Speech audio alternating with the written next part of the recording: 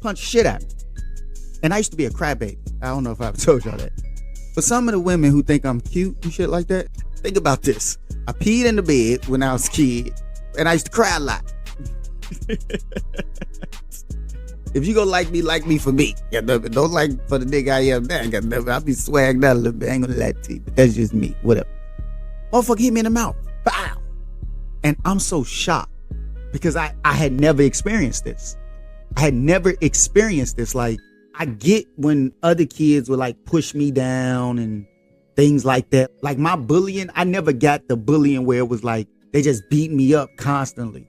It was always somebody punching me or somebody kicking me in the back in my book bag while I'm walking, or somebody grabbing my book bag and pulling me down while I'm walking, or somebody throwing some over my head, kids dumping like milk on you and like knocking your tray down. I got all that, but I never experienced you hitting me, like you bullying me for whatever you're bullying me for, even though I didn't even really look at it like bullying, because it was just what it was to me. That's how I was looking at the world. So I can't do anything about the fact that I spent that dollar. I only had 5 of them. So you punching me in the mouth because I don't have something I don't have, I was just confused. And as a crybaby, I didn't shed a tear.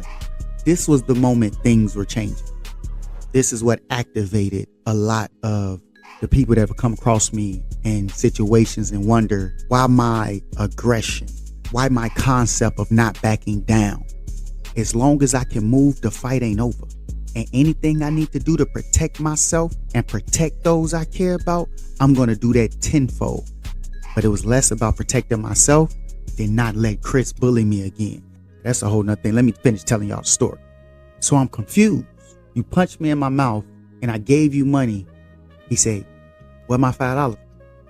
And I think he had on some gloves. It was warm outside. I think he put on gloves to punch me in my mouth. This is what makes the concept when people be like, man, Q, calm down. You know, he got a gun or something. And in those situations, I didn't, because I believe and I understand my pain. So I get it from this Chris situation. So the way I look at it is, when you came out here, you already had your mind made up of what you was going to do. So now that you already got your mind made up, it ain't going to be easy. Whatever you think you finna do, it ain't going to be easy. And if I go down, I go down. But I die on my feet every single time before I ever live on my knees again. So that's where that concept comes from. I don't care who you are, how big you are, what you have, who you with. But if it's a situation, that's what the situation gonna be. Because no matter what, it can still happen. So it ain't gonna happen with me bowing my head. It's gonna happen with me throwing my hands. Whatever you think you finna do to me, that's how it's gonna go down. Because I didn't understand how you punching me in the mouth for something I have no power over. And why are you wearing gloves? It's nice outside. It's Chicago. It was good weather outside. He punches me in my mouth again after he asked me the question again. Just to give you a heads up, he does this repeatedly. Granted, I understand now. I know it wasn't this long. But in my mind, it was like the shit was happening for hours. That's what it felt like. It felt like I'm repeatedly getting punched in my mouth for hours for something I cannot do anything about nor change. I didn't understand. And this is also the moment what sparked my curiosity. This one bully has been so instrumental in my whole life from this one moment. Because for the life of me, I couldn't understand what was going on.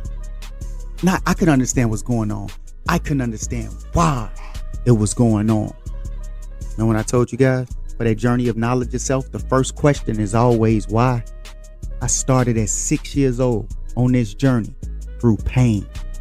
It even opened up my eyes for me to understand when someone was mistreating me. And I didn't know I was being mistreated, because in my mind, I just wanted to be everybody's friend. I just wanted to be loved. I looked at my mother as a superhero. My dad was only there till I was 5, but I still remember moments looking up to him as a superhero. Just him being. But he left when I was 5. I got a song about it called Fatherless Child. We might get into that one day. But all this happened through Chris, my last bully. So he's constantly punching me while talking. Well, not really talking. He's just asking me the same thing over and over again. where's my other dollar? I remember at one point with him punching me repeatedly and talking to me while he's punching me repeatedly, I remember going, does this nigga want me to make a dollar appear out of nothingness? This nigga think I know magic? This nigga stupid. I'm getting punched in my mouth, but in my mind I'm going, this motherfucker stupid. That's why his math wasn't mathing like it needed to math. He's stupid. He need to pay more attention in school. That's why he a bully, because he's dumb. This is what I'm going through in my mind as a 6-year-old kid being punched in the mouth by a little boy with 2 8th graders standing behind him for a dollar that was never his in the first place, that I didn't have. As if though he was obligated to that money. So long story short, he punched me in my mouth a lot and kept asking me for something I didn't have. And I don't even remember what caused him to stop punching me, but I just remember at some point he stopped. And as they walked away, I stood there. I never even turned back around and looked at him. I stood there for a second, didn't drop a single tear, and started walking to grandma's house. And all while I'm walking, you know what I'm thinking about? I only had $4 and my mouth is bleeding and I'm in pain for something I had no control over. He wasn't there, but it's not his fucking money. Why did I give him that money? All the times, all the days I gave him that $5. And because I don't have a dollar that was never his in the first place, he's punching me in my fucking mouth repeatedly, asking me for something that was never his, but I believed it was, simply because he said it. You see what I tell you guys about being manipulated? Don't let somebody else get that power over you. All your power is in your belief. And this is a good example of showing you what I mean. Chris, he was the start of it. A lot of my pains that I know where they're attached to, he has a hand in being instrumental in making me the man that I am to this day. Because of all the questions I asked after his event. And I'm just walking to grandma's house. I got like 6 blocks. I'm 6 years old. I remember even my grandma saying something because I was home later than normal. And I remember going like, she doesn't even know what I've been through. But I had no words for her. I just was quiet. And I was a very talkative kid. I think y'all can figure that part out simply because I do these podcasts and they turn into like hour long, almost 2 hours. But yeah, I was very talkative. I was very friendly. And I go into my big cousin. I thought he was my brother for a long time because he was always around. But I go into my older cousin, Donnie's room. Donnie probably was in college or working because he used to leave at 6 a.m., come back at 11 p.m. because I looked up to Donnie. That nigga was my hero. I literally wrote an essay about this motherfucker. It was a Quaker Oats essay in Chicago. I think it was for Illinois. Like all the schools either in Chicago or Illinois had to write an essay. It was called Who Was My Hero and Why? I wrote it about Donnie black ass. So I write it about his black ass. And they explained to us how you write an essay. It wasn't a persuasive essay, but I forgot what they called it. But I remember the teacher explaining to me what that was. And I just thought that's the perfect way to talk to somebody. Like if you're trying to explain yourself to someone, this is the way that I feel everyone should do it. Hence the way I talk. When I talk to so many people and I'm giving them what they consider to be advice, even though I feel like there's no such thing as good advice, because all I'm doing is giving you perspective. That look at how I broke down these things to come up to my perspective. And this is the one I came up with.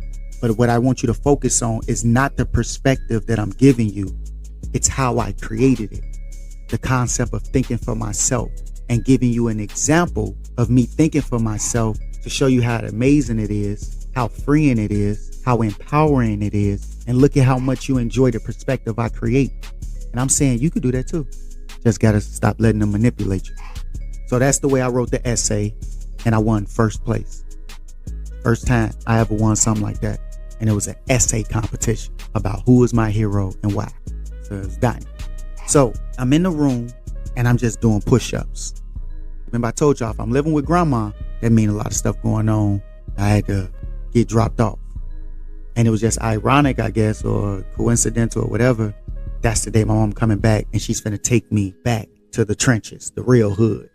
So I remember her coming in, like walking past, and I'm doing push-ups. And I remember her saying something to me like, what's going on?